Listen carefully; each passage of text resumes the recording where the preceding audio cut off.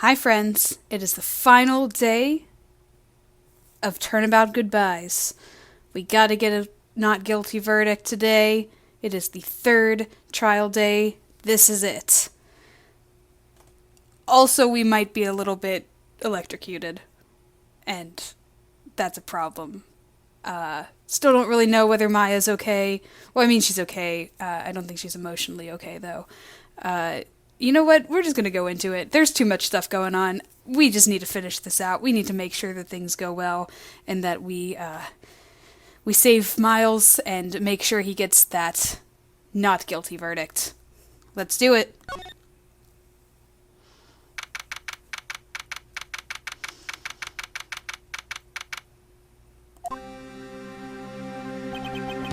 This is it. Judgment Day. Today, things are going to get settled at last. A lot of things. Wah! What's the big idea? Sorry, Nick. I only touched your shoulder. I guess the shock hasn't worn off from my run-in with the stun gun yesterday. Anyhow, today's the last day of the trial. Good luck, Nick. Yeah, thanks, Maya. Edgeworth is looking glum as always. I hope Von Karma doesn't push him too hard. Whoa! What are you doing? I'm sorry. I just thought I'd cheer you up with a pat on the back. Maya, maybe you should go outside and discharge. Right, good idea. Try not to electrocute anyone on your way out. Why, pal?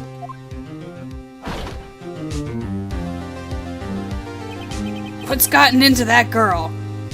600,000 volts, actually. Detective Gumshoe! Morning, Mr. Edgeworth? Good morning. How did it go, Detective?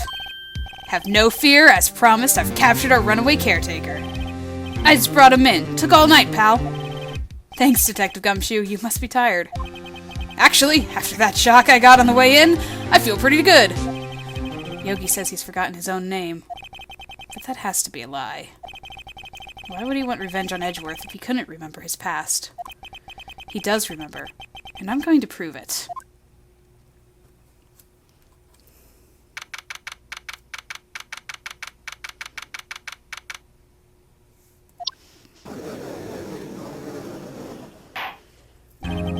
Court is now in session for the trial of Miles Edgeworth. The defense is ready, Your Honor. The prosecution is ready. Right, very well. We have reached the final day of our proceedings in this trial. I ask that the prosecution submit decisive evidence. Understood. Come on, don't be awed into silence by every little thing he says. Very well, Mr. Von Karma. Your opening statement. Right. Thanks to Detective Gumshoe's efforts, the boat rental shop caretaker has been arrested. In yesterday's trial, the defense asserted that the caretaker was the murderer. However, the caretaker has yet to confirm this. I would like to ask the defense to cross-examine him as much as necessary. Very well. Please bring the witness into the courtroom. He's being decent. Ladies and gentlemen of the court, I believe you remember our witness. He lives in a boat rental shop in the lake from where he witnessed the incident. In addition, he has currently lost memory of his name and identity. Witness, why did you run away yesterday? This was not running away, as you will not testify. I see. Very well, please begin your testimony.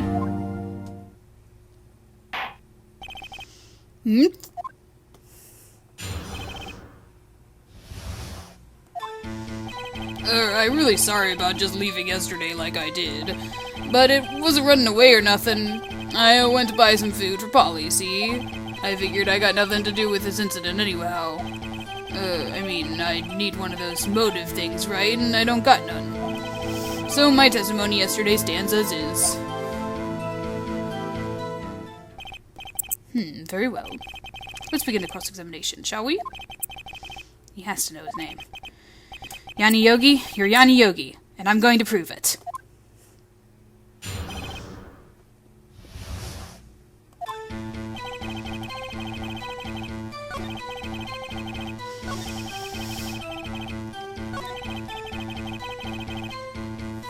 Let's start here, because that's the problem. You've lost much of your memory, is that correct? Yep, sometimes. Seems like it. Then how could you know that you didn't have anything to do with this incident? Or maybe you're lying about not having your memory? You know exactly who you are. This has testified quite clearly that he has no memory of who he is. If you claim he's lying, then show the court proof. How am I supposed to prove what's going on in that old codger's head? That's impossible. I'm glad you've come to your senses, Mr. Wright. Very well, witness. Please continue.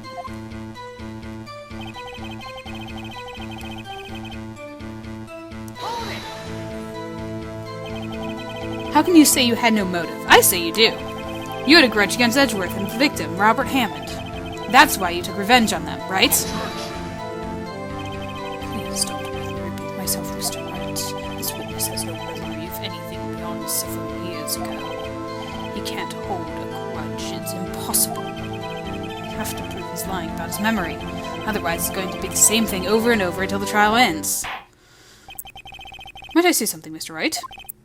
Yes, Your Honor. You've been saying the same thing now over and over. You've been calling the witness's memory of the past lack thereof, into question. But does this really have anything to do with the current case? Of course, Your Honor. The witness has said he has nothing to do with this case and no motive. Both of these statements are lies. Order! Mr. Wright, this is a serious problem with your claim. Or are you saying you know who this witness is? Of course, Your Honor. Now this is interesting. I would like to know myself. So who is he? Don't play dumb, Von Karma. Mr. Wright, please tell us the witness's name. His name is Yanni Yogi, a former court bailiff. Yogi? That name seems familiar. Oh! Yanni Yogi, from the DL6 incident. I thought the judge would have heard of it. It was such a famous case. But what does this mean? Your Honor, if this man is Mr. Yogi, then he has a clear motive.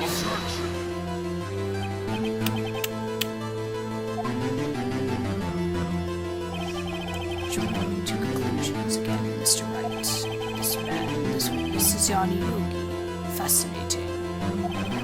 However, how do you propose to prove this to the court? This is a court of law, as you may recall. You need proof. And allow me to repeat once more that the witness has lost his memory. This is it. I have to do this now. If I can't prove he's Yogi right here, right now, then I've got nowhere else to go. Nick, how are you going to prove it? How can you prove that he's Yanni Yogi? It's okay, it's actually quite simple. Your Honor, please take this man's fingerprints.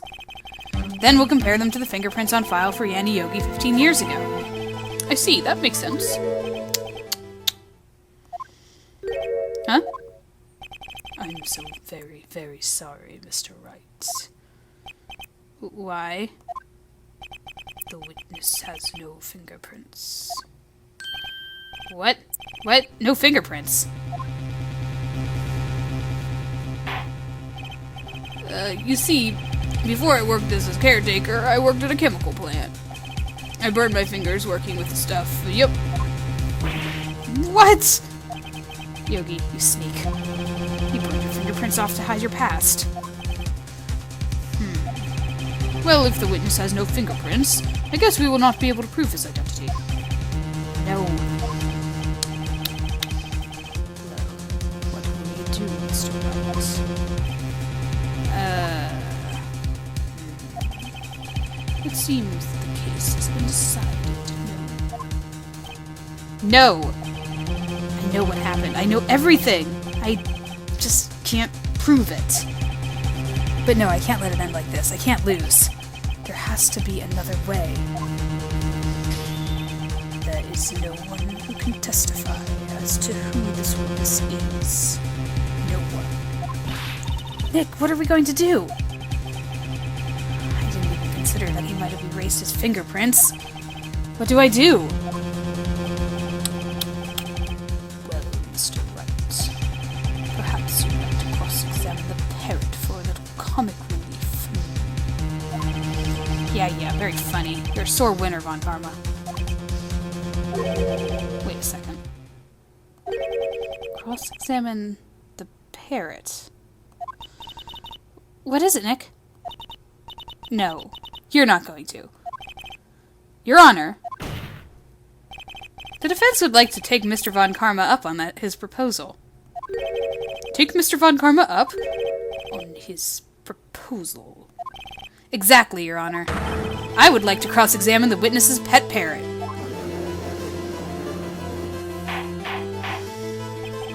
Order!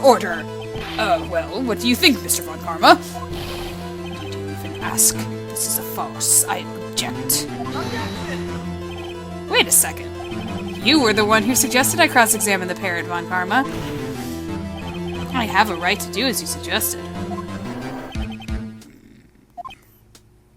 Well, if you're so desperate, then please be my guest. Of course, should you go through with this, and nothing comes of it, then I hope you're ready for the consequences. Nick, this is crazy. Well, you still want to go through with your little game? Let the parrot take the stand. I will cross-examine her, Your Honor.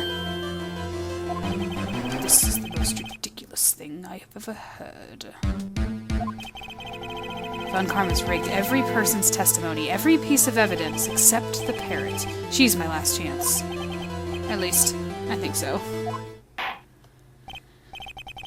Bailiff, bring in the parrot!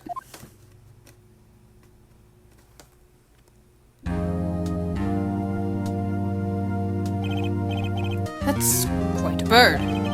Please tell us your name. Name!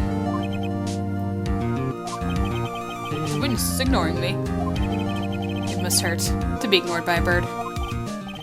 Very well, witness. Who is your owner? Please, testify for us.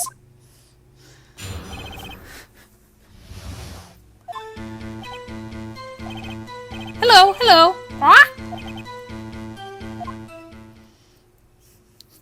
Best testimony ever.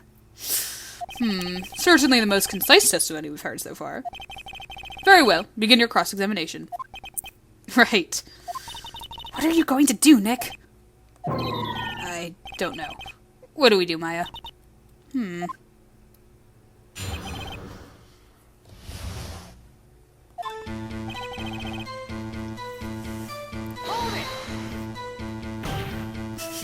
Desk slam. Witness, you can't just say hello and expect us to get anywhere. I want you to testify. Maya, you talk to her. Right. What do you say?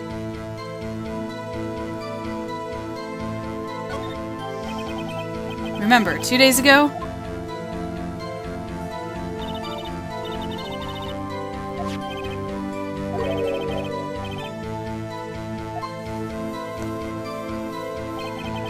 If I can get Polly to say that here, that will prove that the caretaker had something to do with Deal 6. Polly, have we forgotten something? Hello. Squawk? That's not what you're supposed to say. Forgot something we forgot. Hello. Squawk? Uh-oh. It's not working, Nick. She won't say it. This is ridiculous. Why won't you say it? Something the matter, Mr. Wright. Wait. Don't tell me Von Karma expected this. He couldn't have retrained the parrot. Could he? Did he train her not to respond when we asked if we'd forgotten anything?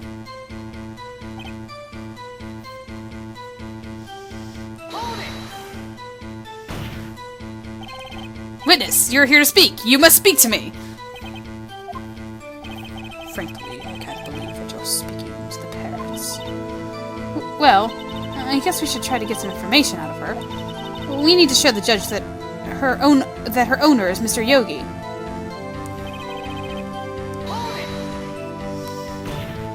Alright, Maya.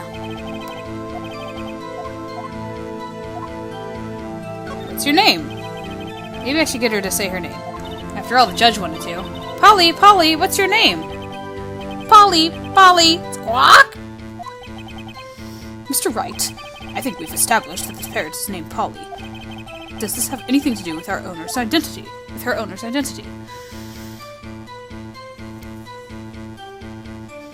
So, as common as a name like Polly is for a parrot, we're gonna push this. Yes, it does. I need to make sure I know what page to look at here. Which number is it? Page 3. Cool. Ha, fascinating. You claim that the parrot's name will prove our owner's identity, and then show us the proof. Nick, don't you think you're taking the bluffing a little too far? Listen, we're not here to answer the question of who is the caretaker. We're here to prove that he is Yanni Yogi.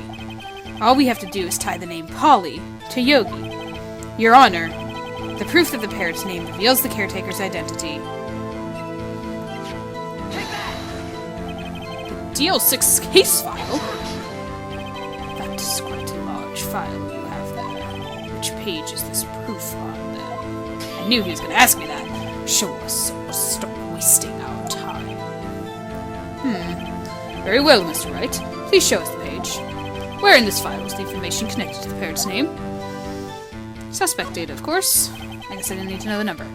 It's on the suspect data page. This page has all the information about Yanni Yogi. Right after he was arrested, his fiancée committed suicide, see? Indeed it does say that, yes. What was his fiancée's name? Polly Jenkins. Polly? Exactly, Your Honor. He remembered the name of his fiancée who committed suicide. That's why he named his parrot after her. I see. I guess that is possible. Bah, a mere coincidence, that's all. My granddaughter has a dog she calls Phoenix. Well, Mr. Phoenix Wright, does this make you my granddaughter's fiancé? She's only 7 years old. Indeed. Alone is a little weak for evidence in murder trial. We would need some other corroborating evidence. Where am I going to find that? Nick, we're getting closer. One more. If we can just get one more piece of evidence. Right. But what? Very well, witness. You may continue.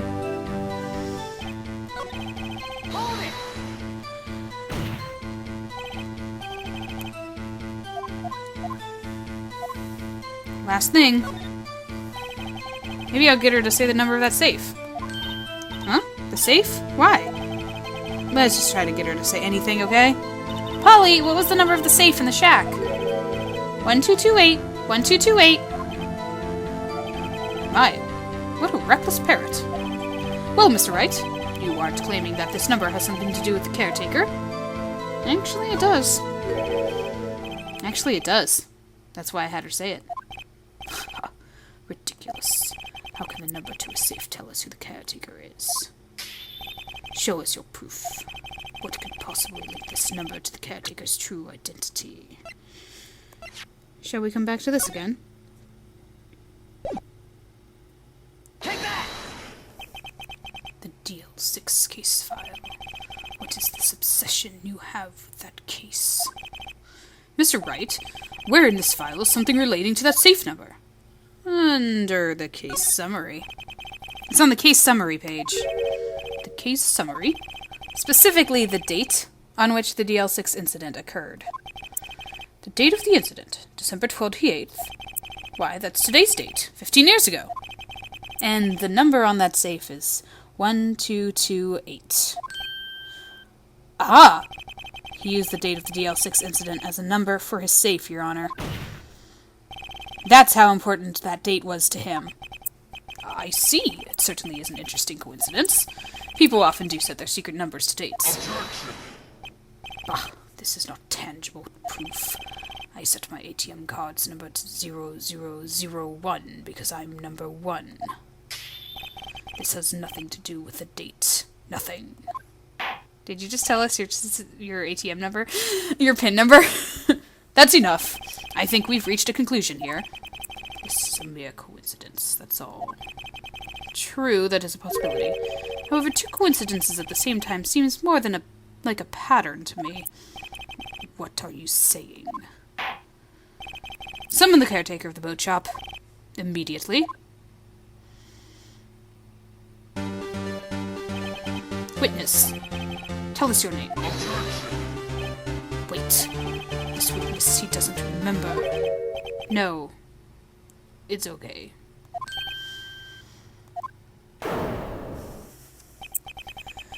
I've accomplished what I wanted to do. I'm done. Nick, he looks totally different. This is the real Yogi, I think. Finally. He's been acting feeble to hide his true identity. Acting for 15 years. Well, let me ask you again. Please state your name for the court. My name is Yanni Yogi. 15 years ago, I served as a bailiff in this very court.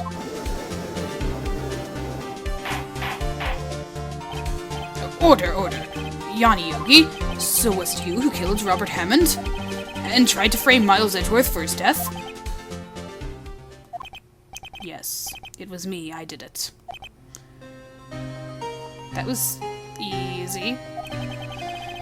They put me on the witness stand 15 years ago. Robert Hammond, he said I was mentally unsound. He told me it would make me innocent, get me off the hook. So I pretended to have brain damage. I was innocent, really, but he didn't believe me. We won the trial, but I lost everything. I lost my job, my fiancé, my social standing. Then this year, 15 years later, a package arrived. It was a letter and a pistol. The plan was written out in careful detail. It was a plan for me to take my revenge on the people who ruined my life. I didn't care who had sent it. I thought this was my chance after 15 years. This was it. Finally, a chance to have my revenge on Robert Hammond and Miles Edgeworth. I have no regrets. Wait a moment. Revenge against Miles Edgeworth? What do you mean? I'm not at liberty to speak on that matter. Why don't you ask Mr. Edgeworth yourself? Anyway, I admit it. I was the one who killed Robert Hammond. Von Karma, where is Mr. Yogi? Under arrest, Your Honor. I saw no room for error in his confession. The defendant, Miles Edgeworth, is innocent, in this case at least. Very well. Will the defendant please take the stand?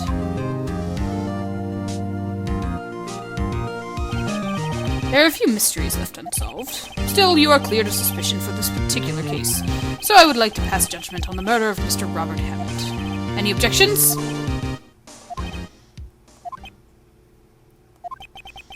I don't believe it. Why isn't Von Karma saying anything? Very well. This court finds the defendant, Mr. Miles Edgeworth, not guilty. Yay! That is all. The court is adjourned. Objection! That smirk. Did someone just say objection?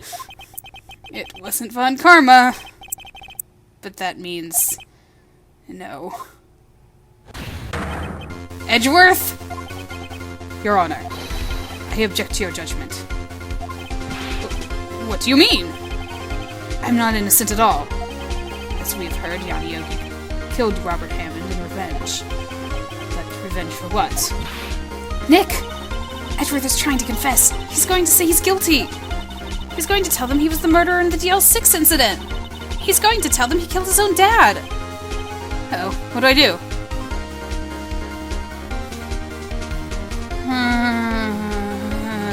You didn't do it, Edgeworth.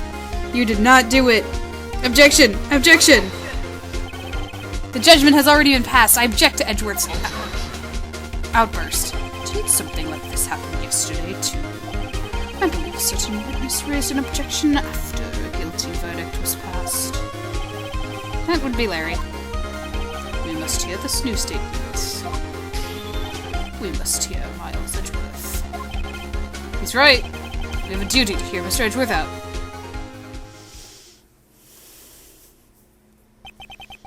For 15 years, I've had a recurring dream. A nightmare. It's only a nightmare, that's what I told myself. But now I know it wasn't a dream. Yanni Yogi wasn't the killer. You mean in the incident where your father died? From the distance of the shot, it wasn't suicide either. Everything was as clear as day. The murderer, the criminal in the DL6 incident. It was me. Your Honor, I confess my guilt. I am guilty for DL6, the statute of limitations of which ends today. The culprit is me.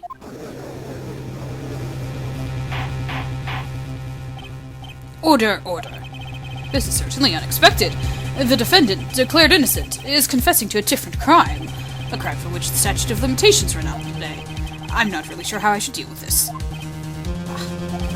It's obvious. We hold a trial, right here, right now. We tried this man for his crime 15 years ago.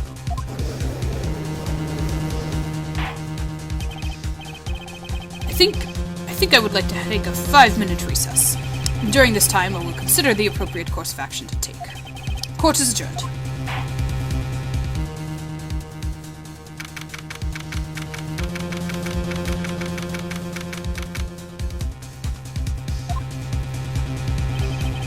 I'm sorry, Wright. I've just wasted all your effort. Mr. Edgeworth, I just don't believe it, pal. I mean, you kill your dad? I didn't want to believe it myself, Detective. But it's the truth. I deserve to be punished. Murder is murder, no matter what the circumstances. This is crazy. Just crazy. Nick? What are you doing? Huh? Oh, I was just reading through the court record once more. I'm getting my case ready. Your case? For what? Isn't it obvious? I'm going to prove that Miles Edgeworth is innocent. What are you talking about, pal? He just admitted to it. He confessed that he did it. In court. I'm sorry, Edgeworth. But I don't believe your nightmare. What? It's just a dream. It's not real. The truth is right here in this court record. In any case, tighten your belts. The real fight is just beginning. I'll prove you're innocent. Trust me. Right.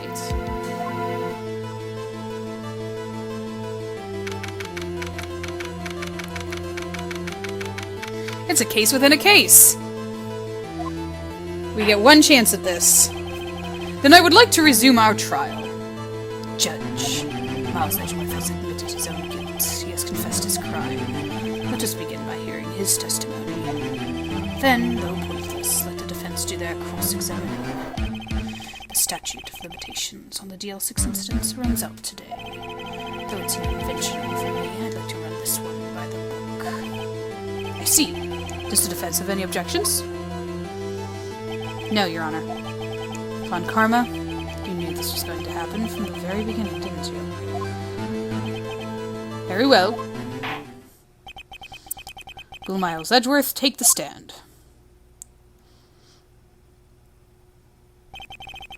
Will the witness state his name and profession? Miles Edgeworth. I'm a prosecuting attorney. Mr. Edgeworth, 15 years ago, you mistakenly killed your father, Gregory Edgeworth. Is this correct? It is correct.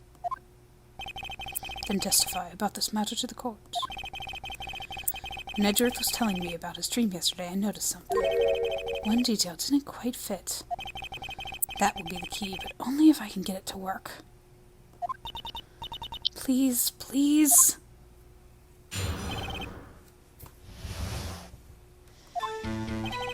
That day, I had gone to the courtroom to observe one of my father's trials. As we went to leave, an earthquake struck, trapping us in the elevator. My father and Mr. Yogi lost their composure and began to argue. Just then, something heavy fell at my feet. I picked it up and threw it at Mr. Yogi. I wanted them to stop fighting. A moment later, there was a single gunshot, then a scream. It was a terrible scream. I remember it to this day. That's all.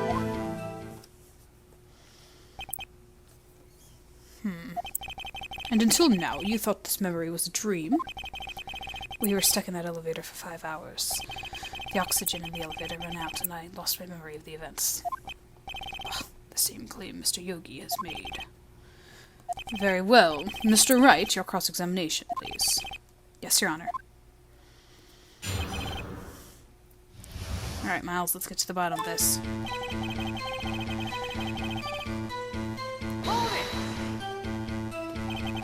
What was the trial your father was involved in on that day? I don't remember things very clearly. Only 2 things. I know my father lost, and Mr. Von Karma was the prosecuting attorney. Mr. Von Karma, you were handling that case? It was 15 years ago. I don't remember the details. That was when Edgeworth pointed out the problem in Von Karma's evidence.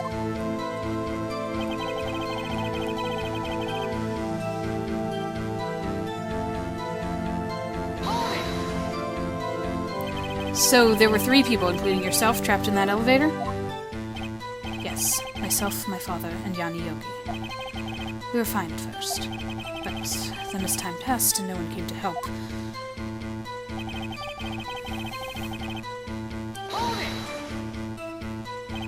What did you do then? I was a 9-year-old boy at the time. What could I do? I was scared, trembling in the corner. But then...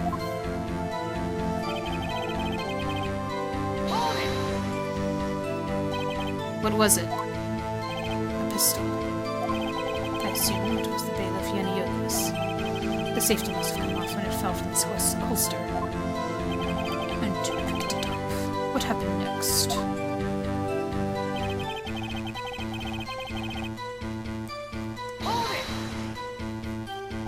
Did you know it was a pistol when you threw it? I think I knew. I knew it was dangerous. But the air was getting so thick I panicked.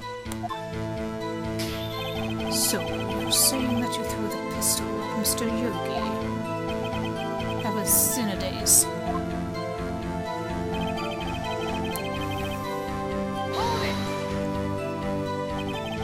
The gun fired once. Yes. I think after I threw it, I lost consciousness. Since then, they've echoed in my head every day. That gunshot and that horrible scream. The scream.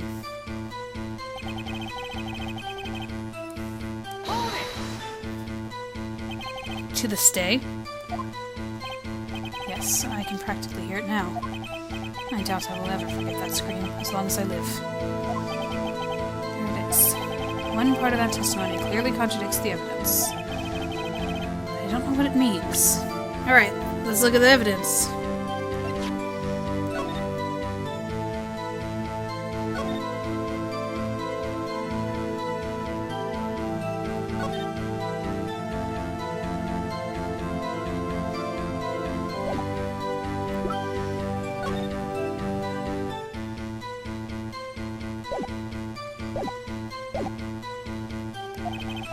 You better find out and quick.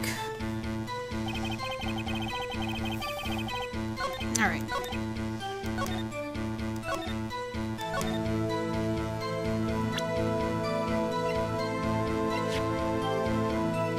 Make sure that I know which one it's in. Victim data. Got it. Objection! Are you sure you only heard one gunshot? Yes, I'm sure of that. I heard the shots and the scream. Then everything faded. I was unconscious until the rescuers came. I see. But that doesn't make sense. Look at this file one more time. This plainly contradicts the witness's testimony.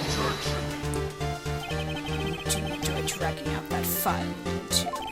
I don't accept this evidence, unless you can tell us what page it's on. Which page contradicts Mr. Edgeworth's testimony? This time it's the victim data. Look at the victim data in this file. It says it quite plainly. The murder weapon was fired twice. Miles Edgeworth only heard one gunshot, yet the murder weapon was fired twice. The first shot was the accidental firing when the pistol was thrown. So, who fired the remaining shot?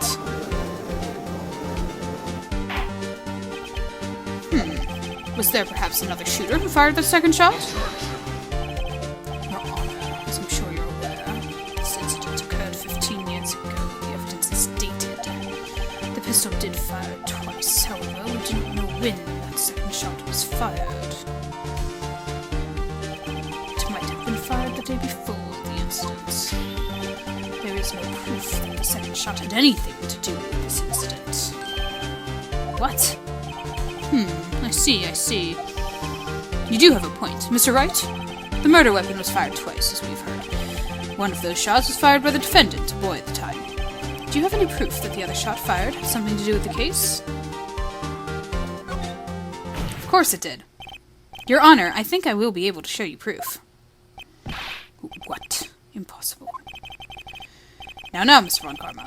Save your surprise for after you've seen the evidence. Very well, Mr. Wright. Show us your proof. Do you have evidence that the second firing of the pistol is related to this incident?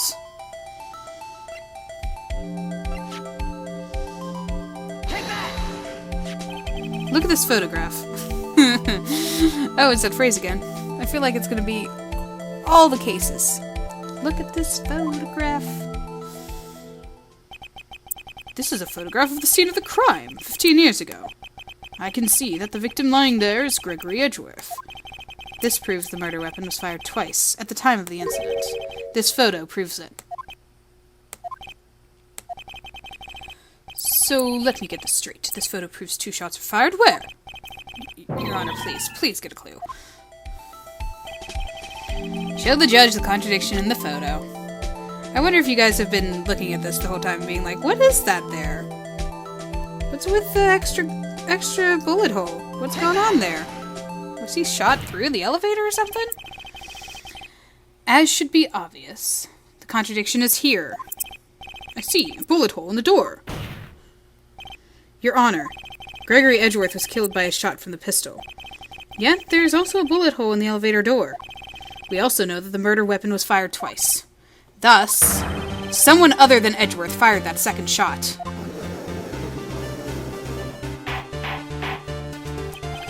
Order. Mr. Wright, what are you driving at? It's simple, Your Honor. At the time of the incident, 2 shots were fired. One went into Gregory Edgeworth's heart, the other hit the elevator door. Remember that the defendant lost consciousness after the shot he fired rang out? In conclusion, we must agree that the second shot was fired by someone else. Mr. Wright, but who could that someone else be? The murderer, of course. I knew I should have stepped in before your wild fantasies got out of hand. Mr. Wright, look once more at the DL6 incident case file. Look closely. Try the case summary page. The case summary? That's on page 1. Look at what is written there. Not a single clue was found on the scene. If the pistol had indeed been fired 2 times, then the other bullets would have been discovered on the scene. He does have a point. That second bullet has never been found. Why? Because the second bullet does not exist. The bullet that claimed Gregory Edgeworth's life was the one fired by his own son. That is the truth of this matter. The whole truth. was undoubtedly something else that made the bullet hole in the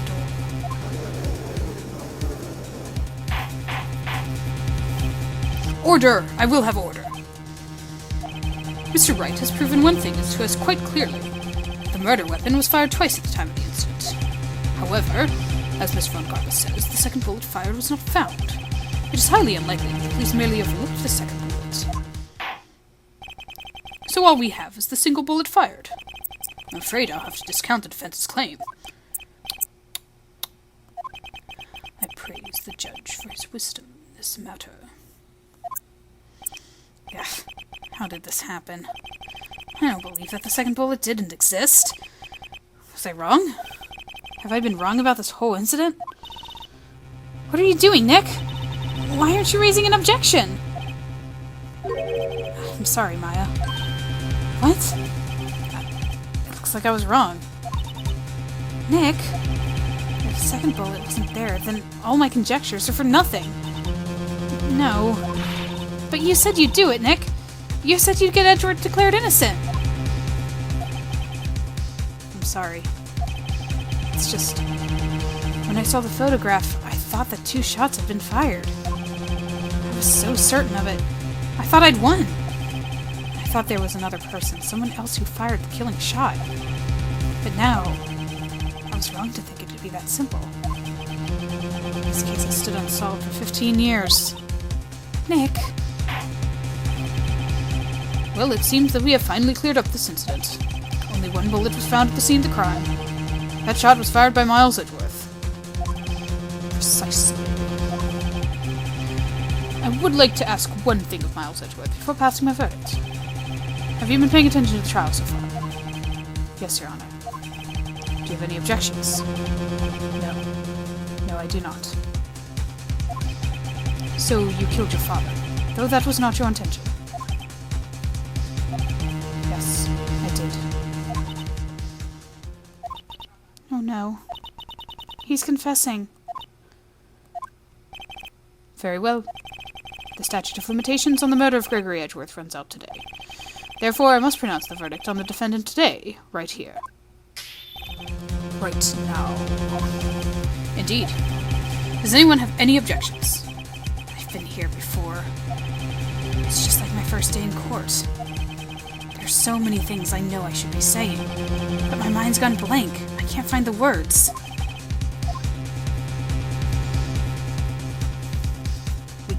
This can't end like this. Objection! Your Honor, I object.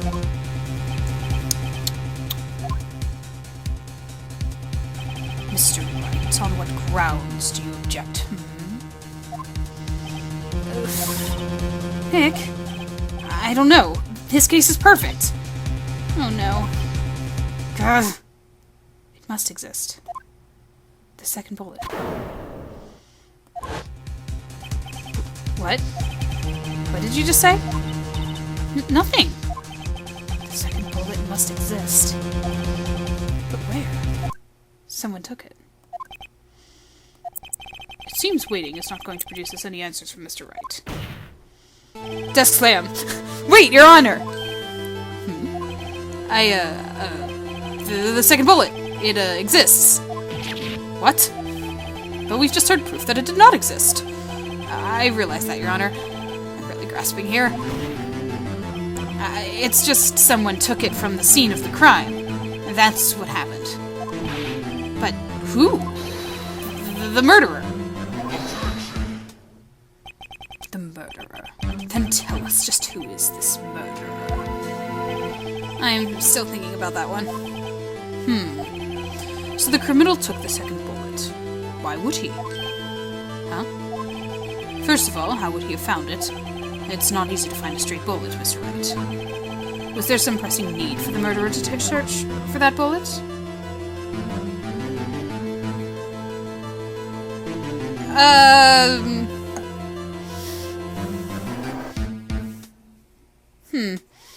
Excellent question, Judge.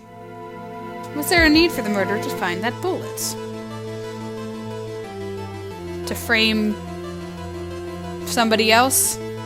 Nah, I don't think he needed it. Why would the murderer have spent the time to look for a stray bullet? I haven't got a clue. What's wrong, Mr. Wright? The murderer had no reason to take that bullet. You don't want to admit it, but it's true. Had to take it. Had to take it. The murderer? What does that mean? You're thinking too normal. Think crazy. Don't think why the bullet was taken. Think why the bullet had to be taken. Mr. Wright? Yes, Your Honor. I have no idea what I'm doing. Well, the murderer had no intention of taking the bullet from the scene. But, the murderer had to take that bullet. Had to, Mr. Wright. What do you mean? Well, for instance... For instance, what? Maybe the bullet, hit the murderer? The bullet hit the murderer? Just saying, for instance. I mean, if it hit you, you would have to take it with you, wouldn't you? It's not like you could perform surgery right there. You know?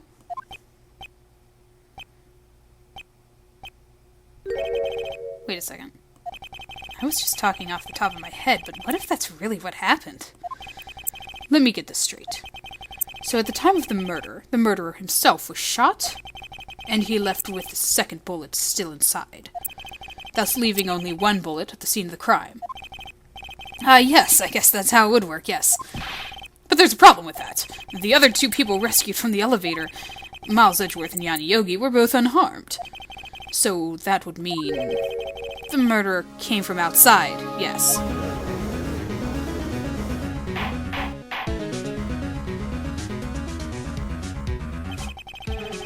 The two men fight inside the elevator.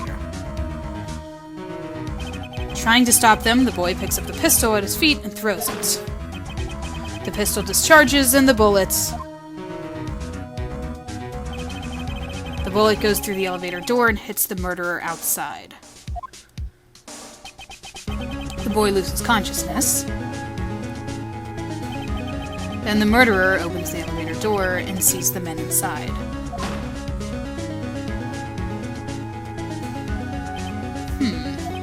Mr. Wright, you're truly the most unpredictable defense attorney I've ever known. I can tell you're grasping, yet I cannot deny the possibility of what you say. What are you saying? Deny it! Deny it! No one involved with the incident was wounded. There was no murderer. No one was wounded at the time of the incident. He's right. I can't think of anyone. Hey, Nick. Huh. I just thought of something. Really crazy. Crazy? Remember what Mr. Grossberg said yesterday? Gregory Edgeworth dealt a blow to his perfect trial record. Wow. It must have been quite a shock for Karma. He took a vacation for several months after that, you see. Yes, an unusual event for the man. That was the first and the last vacation he's taken in this many years of prosecuting. What if Von Karma didn't take that vacation because of shock, but took it because he was injured? Which would mean... it could only mean one thing. He was the murderer in the DL6 incident. He was the man who shot Gregory Edgeworth. It was Von Karma! Oh man. Something wrong, Mr. Wright? You seem dazed. No, Your Honor. Well, you have indicated the possibility that the murderer came from the outside. Can you give us the name of your suspect? Should I come out and say it now? I mean, I don't think we have a choice. This is the time.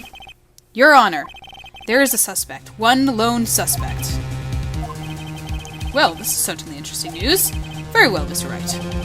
Who's your suspect? My hands are shaking. What? Von Karma.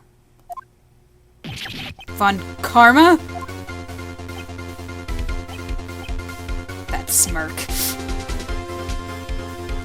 Ah, the song for pursuit. You mean the Von Karma, the prosecutor, sitting right there? You don't object? I see no need. Why honor this ridiculous outburst with my objection? Because you took a vacation for several months starting the day after the incident. Yet you pride yourself on a perfect record. Why would you take such a long vacation without any reason? So you're claiming that I took a vacation to heal my injury from the incident? Fascinating. Prove it. I would have needed surgery, though. Where did I go under the knife at, Mr. Wright? Bring the doctor that operated on me. Have him testify. Nick, let's find out who his doctor is. It's no use. Edgeworth? I know Von Karma, perhaps too well. He's perfect. He wouldn't leave clues. He probably didn't undergo surgery. I will leave the doctor as a witness. Nobody's that perfect. So what, Nick? Did Von Karma pull the bullet out by himself? That's insane. No, he couldn't have. You can't just pull bullets out of yourself. Wait. What does that mean? That bullet has to be somewhere, but where? Well, Mr. Wright, can you produce evidence to prove that I was shot? Oh, I think we can. What do you guys think? Alright, Von Karma, I'll prove it. And I'll even use evidence. I know how you like it so much. What? The evidence that proves Von Karma was shot!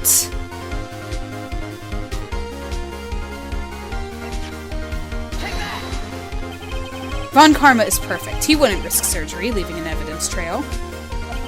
So then I ask, where is the bullet now? I think it unlikely that Von Karma performed surgery on himself. You don't mean... I do. There is the possibility that the bullet is still inside Von Karma.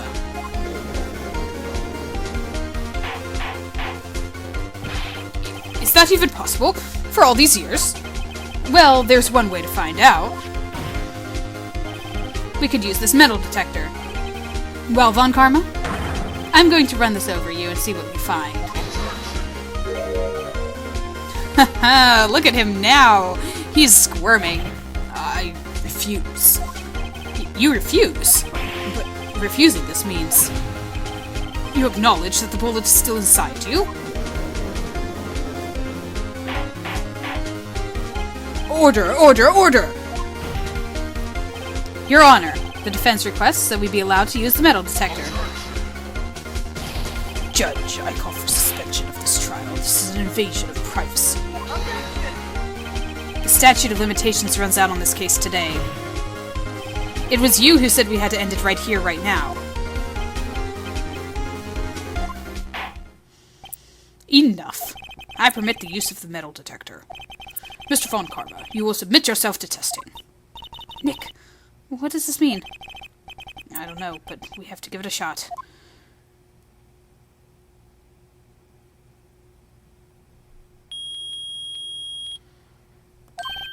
It reacted. Something's inside his right shoulder. The bullet. Mr. Von Karma? You. It was you. I was afraid this would happen, and so I remained silent. Indeed, there is a bullet in my shoulder. However, it has nothing to do with this incident. What? I was shot in the shoulder long before the DL6 incident. I claim that the bullet in my shoulder has no relation to DL6. But Mr. Von Karma, can you prove that? Prove? I have no obligation to prove anything. It's you who must prove something. Oh, this is... Yes, oh, I'm sorry. It is you who must prove something here, Mr. Wright. Not I. Mr. Wright? Well, can you prove it? Can you prove that the bullet in Von Karma's shoulder was from DL6? Of course you can't. You don't have any of the DL6 evidence. It's because you took it out from the records room yesterday. With no proof, you cannot convict me of I. So sorry, Mr. Wright. No, I'm the one who's sorry, Mr. Von Karma. What? You were close. One day away from freedom. You see, I have proof. What? Who would have thought you would have dug your own grave trying to convict Edgeworth? I can link that bullet in your shoulder to the DL6 incident. And here's my final proof. Because, unfortunately for you, you didn't take all the evidence. Maya saved one last one. But that's a bullet. Where did you get that? This is the bullet used in the DL6 incident. This was taken from the heart of the victim, Mr. Gregory Edgeworth. The bullet is preserved quite nicely, with all the ballistic markings intact. Ballistic markings. You may recall the term. It came up in the first trial 2 days ago. Ballistic markings are the fingerprints of a weapon. All bullets fired from the gun are marked with that weapon's unique pattern. By examining the markings, you can tell which weapon fired the bullet. It's quite accurate. We have 2 bullets in our possession. One, the bullet removed from Gregory Edgeworth's heart. The other, Mr. Von Karma, is the bullet buried in your shoulder. We could analyze both bullets. Then, if the markings matched, we would know that both bullets have been fired from the same gun. The very same pistol. In other words, the murder weapon that killed Gregory Edgeworth. Mr. Von Karma, you will let us remove the bullet from your shoulder. Then we'll compare the ballistic markings to those on this bullet. And solve this case once and for all. Well, Mr. Von Karma?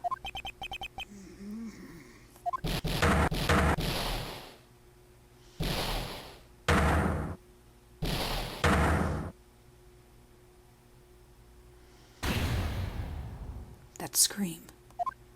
I've heard that scream before. Wait, I know.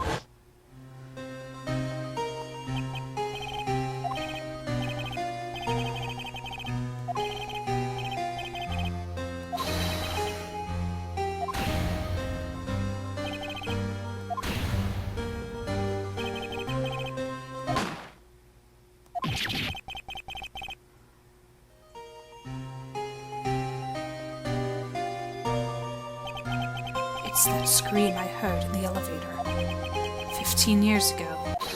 Von Karma, it was you who screamed.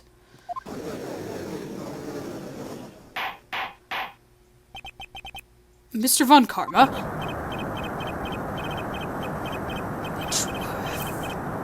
Edgeworth, only you would dare defy me. So it was you. You and your father are my curse. Your father shamed me with a penalty on my record. And you left a scar on my shoulder that would never fade.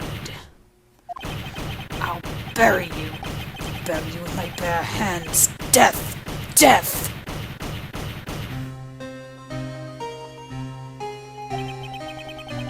Mr. Chief Prosecutor, I am sorry. Von Karma, it's not like you to make this kind of error. I never would have thought that Edgeworth would be the one to catch you. I was careless. I'm sorry, but you will have to be penalized. I've covered for you in the past, but not this time. Edgeworth. It was a shock like none I'd ever known. Me penalized. It took hours for me to regain my composure. Suddenly, I found myself in the darkness. I was in the court records room. I must have wandered in there without thinking where I was going. The room was pitch black. The lights must have gone out. I went out into the hall and felt my way to the elevator. I pressed the button and nothing happened. Then there was a noise. I was in pain, horrible burning pain in my shoulder. Just then the lights came back on. The elevator door opened before my eyes.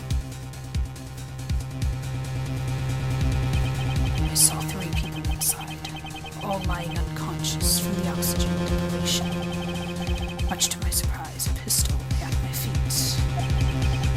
I knew then it was destiny.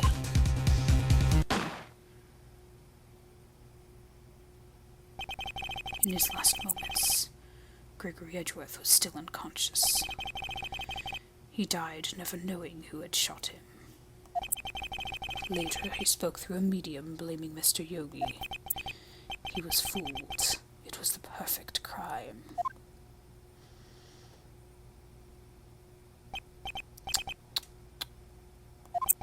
Who would have thought another man would have come to open that elevator door? Judge. What? What are you doing? Do your job and end this miserable charade. Now, end it. Very well.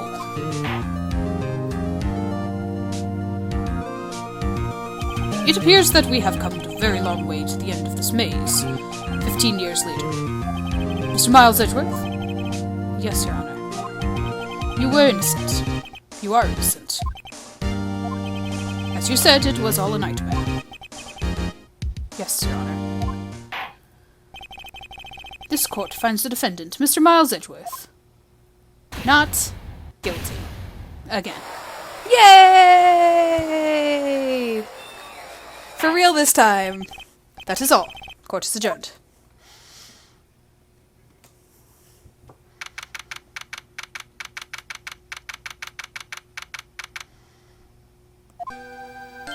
Nick, we did it! Did you see his face? Von Karma looked even paler than usual. He's pretending to be all cool, but inside you crushed him, Nick. Crushed! I gotta say, I'm impressed. It was pretty close, though. I was sure we'd had it.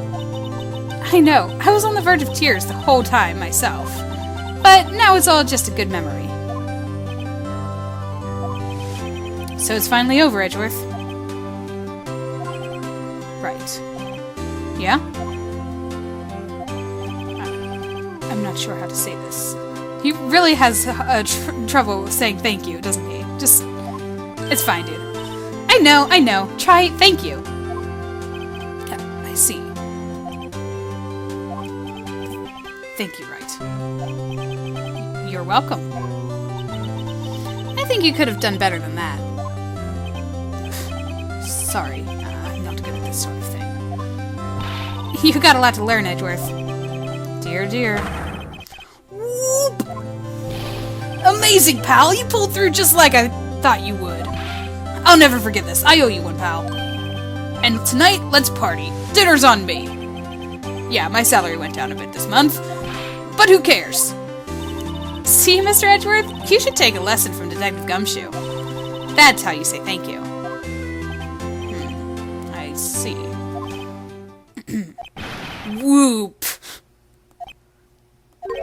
I feel foolish. Don't worry. Take it a little at a time. You'll get used to it. It's been 15 years since I've seen Edgeworth this unguarded. Hey, y'all! Lotta! Y'all were great in there. Thank you. Yo, Edgeworth! Congrats! Thank y'all very much. I knew you were innocent from the start, of course. Just look at you. You wouldn't stick your head in the cookie jar even if no one was there. You were the witness on the first day of trial, weren't you? Yeah, well, let bygones be bygones, eh? Speaking of which, what are you doing now, Lotta? Who, me? Oh, I went back to college. I gave up trying to be an investigative photographer pretty quick. Really? That's too bad. Huh? Isn't that the hot dog guy from the park? Huh? It's over, Nick. My life is over. Why the sad face, Larry? What happened now? Oh, Nick. I'm not long for this world. You don't look sick. It's Kianse. She's gonna live in Paris. Paris, Nick! She's leaving me behind! Larry. Yo, Edgy! There you are! Oh, he turned fast. Yes, here I am. Congrats, Edgy! Here, a little gift from me in celebration. Celebration. Larry Butts! You came along tonight too. My treat, pal. Huh? Thanks. Looking forward to it. Yo, Nick. That's the suit that questioned me. When he says treat, that's not police talk for prison food, right? Right? I think you'll be fine, Larry. Right. Yeah? What's up? That envelope that Larry gave me. It's got money in it. Well, yeah, that's not that strange. People give money away to celebrate sometimes. It's $38, right? Huh. What a weird amount. I mean, it's not a little, but it's not a lot either. $38 exactly? Nick! Wasn't that exactly the amount of lunch money that was stolen from Mr. Edgeworth in school? $38. No. No! Larry, it was you?! What are you so surprised about, Wright? Huh? Larry was absent that day from school, right? But that doesn't automatically rule him out as a suspect. What? Think back to that day, 15 years ago. Larry took the day off, but he was bored. He came to school anyway. Then he saw the money lying there, and the rest is history. I never was good at history.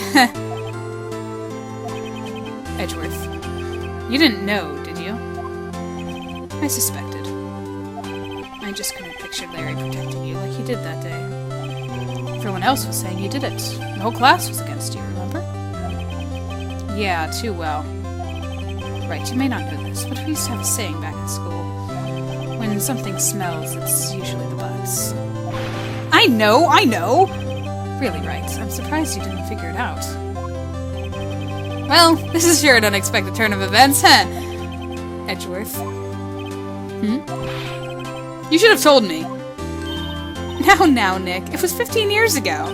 Don't you think the statute of limitations have run out, Mr. Edgeworth? I'd say so, yes. There you have it. Where does that leave me? I became a defense attorney because of what you two did. Well, I'd call you a goody two-shoes to the extreme. Yeah, and you get worked up too easily, too. To death! The death sentence, for both of you. Man, if I had only known, I'd become a prosecutor. The same goes for me, only the other way around. For the longest time, I thought I might have killed my own father. I thought I might be a criminal. I became a prosecutor in part to punish myself. If I had known the truth, I might have become a defense attorney after all. Edgeworth. Want to switch right? Hey, y'all! Line up! I'll take a photo! Hey, photo time! Let's go! And after that, dinner on me! Detective Gumshoe took us out to town that night. We celebrated Edgeworth's newfound freedom, although Edgeworth was still in detention.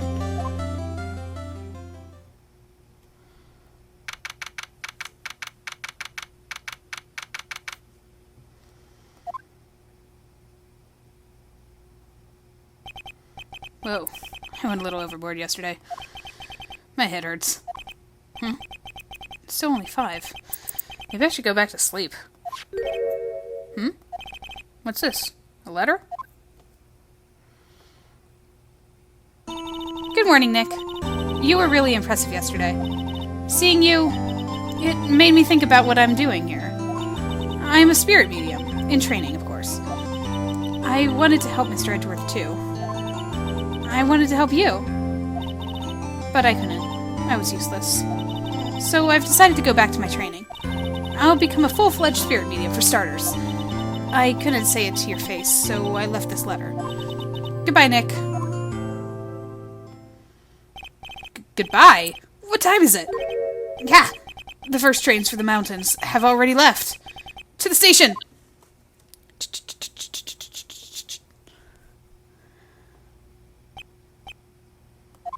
I guess I'm too late. Hey! Nick! Maya! So, you're leaving? Yeah. It's hard being a spirit medium who can't talk to spirits. And I think you'll do fine without me, Nick. Be good, okay? Hold wait! What? I never could have saved Edgeworth without your help. Huh? On the last day of the trial, I heard her. I heard Mia's voice. You heard my sister? Yes, only her voice, but still. It was at the very end when I thought we'd lost everything. Well, that's my sister for you. Detective Gumshoe helped, and Mr. Grossberg, and even Larry. I'm the only one who couldn't help. I was useless, Nick. But you were the one who stopped Von Karma, Maya. Huh? I didn't do anything. All I did was wander around in a daze. Sorry, but I have evidence that you helped. Evidence? Show Maya some evidence. Cheer her up. Take that! A bullet? Von Karma was convinced he had taken all the evidence pertaining to DL6, but you were the one who rescued the last piece of evidence we needed. This was the bullet that put an end to Von Karma, and you were the one who gave it to me. Nick. Thanks, Maya. I couldn't have done it without you. I'll be back soon. Huh? I'm going to complete my training and come back. Okay. I'll be waiting. Of course you will. You can't run that office by yourself. You're hopeless. I don't know about that.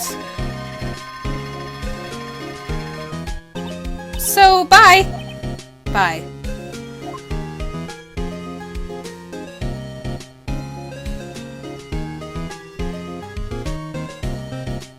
Thanks. Oh, thanks, Nick.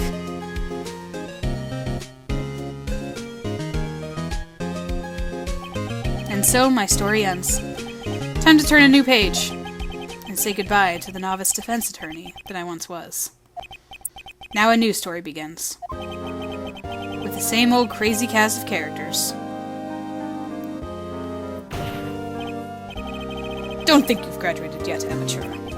Mr. Wright, perhaps you'd like to rethink that claim? Yes, Your Honor. Uh-oh, I got a bad feeling about this. Objection!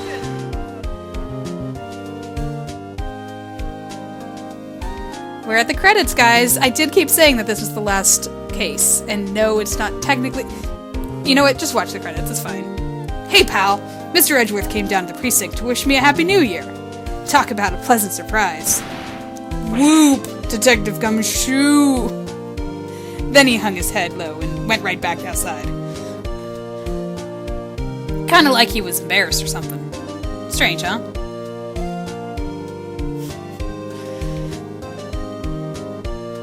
I like the credits because they like give a little snippet of the characters again.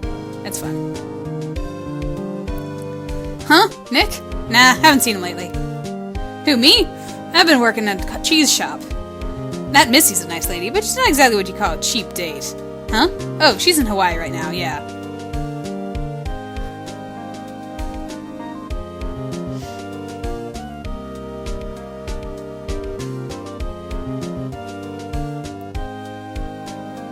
Who? Wright? Yeah, I remember him. I hear he's been busy lately. You know, not to ring my own bell, but I sort of taught him everything he knows. I'm sure he's grateful. You know, Winston Payne is known as the Rookie Killer. I don't think I've said that at the beginning, the first case, but that's it. Phoenix Wright. The defense attorney for whom I wrote that affidavit for, yes. Oh, you should know I've taken over management of Gatewater Hotel recently. Should you be in the area, please stop by.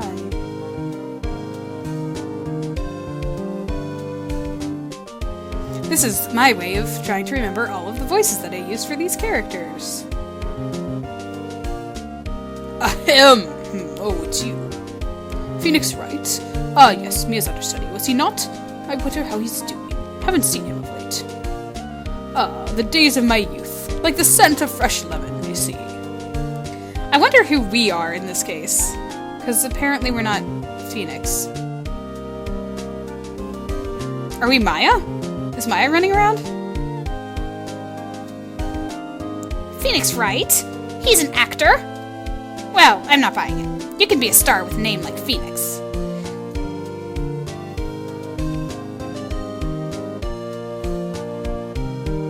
rambling.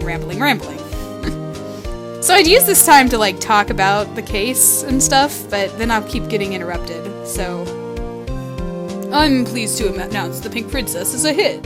I sure owe that Mr. Wright a great deal. Oh, and I'm keeping my face out of the public eye till the show's over. I wouldn't want to ruin any kid's dreams, you know. Poor Will Powers.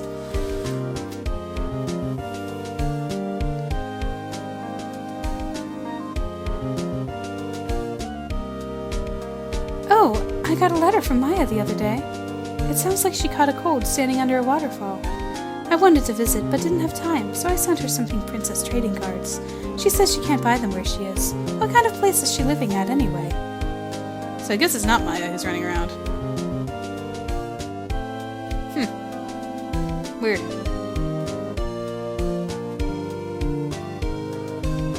Right? Who's that? You want to talk? Let's talk Pink Princess. Alright. But, you know, I snuck into the studio the other day, and I saw her. The one inside the Pink Princess suit. Ugh, what a dog. It was kind of a shock for a boy my tender age. Wow, Cody. Yikes. Man. So this is a good, like, reminiscing stuff going on here. Yeah, I remember, right? That Lloyd guy. Huh? Me? I'm in training to become a paranormal photographer. You know, that picture I took of everyone? Well, just behind them there was a ghost. For real. Now that's talent. I'm gonna be famous.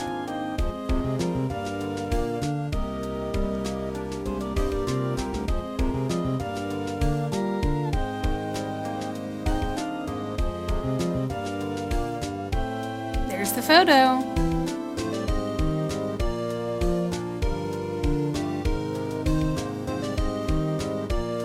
I guess Lotto's right. There is a ghost.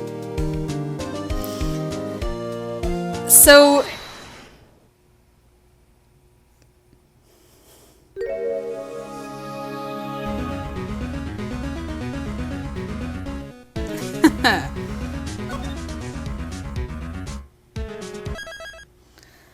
So yeah, this one's a longer one. I can already tell it's been recording for a while. But here we are.